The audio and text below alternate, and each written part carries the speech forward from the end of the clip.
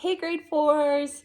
Today we're going to read Hardy Boys Adventures, Tunnel of Secrets, Chapter 5. And we have Freddie behind me today. And Lloydie's over here. Here we go. Chapter 5 called Family Secrets. They know I read the words out loud. Who knows what? And what in the world could Sal and Delilah Hickson Popsley have to do with each other? You don't think Layla's own mother could be connected to her daughter's kidnapping, do you? I don't know, dude, but I see someone who might. Joy pointed to the street where Delilah Hickson was walking quickly towards her car. We took off running across the square. Delilah looked up in surprise when we caught up to her. Joe, she said, can I help you with something? Joe got right to the point. Mrs. Hickson, what were you arguing with Sal about before the press conference? He asked. Delilah scrunched up her face like she suddenly smelled something awful. I have no idea what you're talking about. I clicked the shutter on my camera to get her attention. I have pictures. And so will your husband if we have to submit them into evidence, Joe added. Delilah's shoulders sagged. Please no, she whispered. I'll tell you about it, Sal.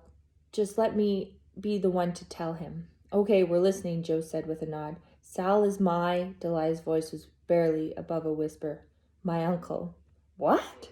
Joe and I both blurted. How can that be? You're from an important family that found Bayport. Sal's a homeless guy who has silent conversations with himself. I stated the obvious, trying to make sense of it. He wasn't always that way, Delilah said softly, sitting down on a bench by the street. When I was growing up, Uncle Sal was the pride of the entire family. He was a gifted young engineer with a promising career ahead of him. But then something changed. Delilah looked down at her hands as she spoke. He was working underground, a lot for the city. Something to do with the sewers, I think. He kept going on and on about some crazy legend having to do with a cursed treasure, claiming that our family was heir to a massive fortune buried somewhere below Bayport. I was just a kid back then and thought my uncle was telling exciting stories for fun, but the adults were worried. Soon even, I could tell his behavior was getting more and more erratic. He was fired from his job because of it. It was a terrible scandal for the family. Father and grandfather said he disgraced the Foreman name. Foreman? That's your main name, I asked. Delilah nodded. Uncle Sal would disappear for days and even weeks digging under Bayport. Then he would come home raving. Come home raving about the treasure, looking and smelling like bum. Finally, one of his expeditions, as he called them, he was trapped inside a sewer pipe and he almost died. Delilah pulled a tissue from his purse and dabbed at her eyes. Uncle Sal recovered, but his vocal cords were so badly burned from the toxic gas fumes that doctors said he would never be able to speak again. The family tried to get him help, but he refused. He became so obsessed with his quest that he lost touch with reality altogether. He took to living on the streets. Our family was prominent in Bayport, and they disowned him. They simply pretended he didn't exist. It's become our family's darkest secret. Layla doesn't know she has a great uncle, Joe asked. Delilah shook her head. My husband doesn't even know. How could you not tell the people you love about something so important, Joe asked, unable to hide his astonishment. Delilah looked away again. My family has been living with this lie for so long. I guess I started to really believe it. That he was just some crazy homeless man and not my Uncle Sal. She sat quietly for a moment before continuing. I didn't even think he remembered who I was until he approached me at the press conference. He was saying something ridiculous, that the Admiral's ghost kidnapped Layla to punish him. Sal was meddling, she said. Admiral Bryant, Joe asked. The guy whose statue just fell through a giant hole in the ground, I added. Yes, strangely enough, she said, as if noticing the coincidence for the first time. Sal wrote down the Admiral's ghost was holding Layla prisoner in the secret city. I looked at Joe, but he just shrugged. Never heard of it. Yes, well, apparently it's the Admiral's underworld lair. Delilah rolled her eyes. Where he keeps his treasure. So let me get this straight. Your long-lost, crazy, and mute uncle comes to a press conference about your daughter's kidnapping to tell you that your daughter, his great-niece, is being held captive by the ghost of a famous Revolutionary War hero who died 200 years ago, I recapped. And you didn't think the police might want to know? Delilah waved her hand in the air dismissively. What good would it do it? He obviously is delusional. The experience was very upsetting, but it was all gibberish. Get comfy, Freddie.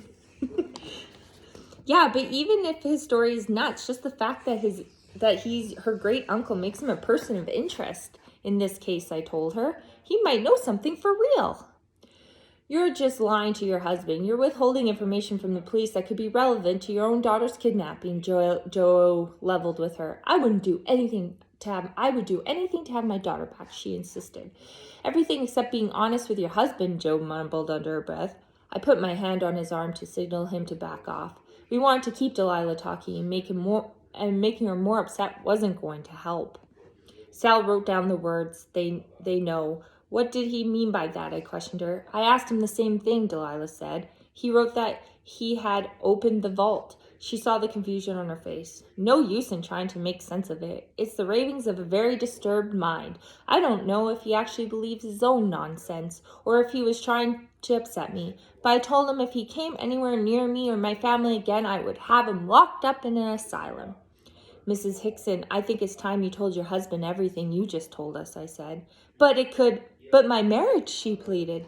Think about it, Layla, Joyce said gently. The police need to know everything having to do with her disappearance, even if it seems like a long shot. Your husband will be a lot more understanding if you come clean with him now than if you keep hiding something that could possibly help him find your daughter. Delilah nodded. Thank you for letting me tell him myself. We have to check with the deputy later to make sure he knows, Joe said. I hope you understand. Yes, thank you, she rose. Then he turned back to Joe. I don't blame you for being mad at me, Joe. You've been a good friend to Layla. When she comes home, well, if you want to ask her out, it would be okay with my husband and me. Okay, thanks, Joe said, turning a shade or two pinker. Which isn't something you see every day. I mean, I'm usually the one who does all the blushing when it comes to girls. Well, that's a new one, I said to Joe as she drove away. I don't think we've ever had someone invite one of us to date their daughter during questioning. We have to find her first, he said. What do you make of Delilah's story, I asked. Which part? That Sal's secretly her uncle, or that the Admiral's ghost is the daughter's kidnapper? It all sounds nuts. It's a crazy story, all right, but that doesn't mean her version of what happened isn't true, I said.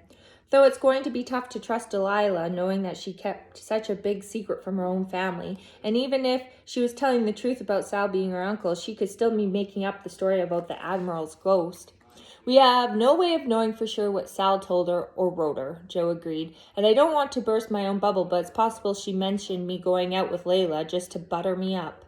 It's awful to think about, but we have to at least consider the possibility that she knows more than she's letting on about her daughter's disappearance, I said.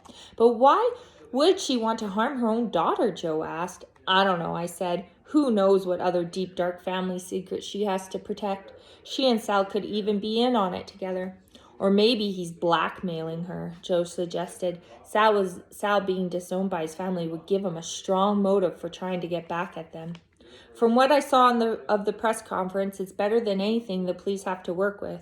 It didn't sit well with me, though. Sal had always seemed so harmless. Some of the local kids made fun of him, but I always went out of my way to be nice when I saw him. Deputy Hickson will definitely want to interview him to find out where he was when Lila went missing, Joe said.